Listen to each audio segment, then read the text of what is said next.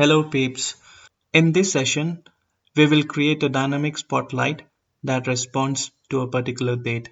Spotlight is basically to highlight a specific date or a duration, that is, weeks or months. So, without taking much of a time, let's get started. So, let's say we wish to highlight a column that corresponds to the data date.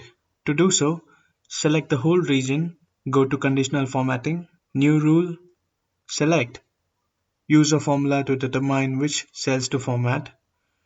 Under the Edit section, write the formula as equal to first cell value of the timeline equal to data date cell value. Now, go to Format and change the border color and background fill.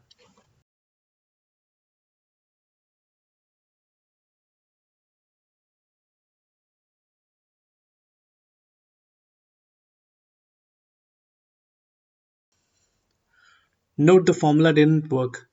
Let's check why. Alright, the formula did not work because we have freezed the first cell value instead of just freezing only the row. Now, when we remove the dollar sign in front and apply this time, it shall work.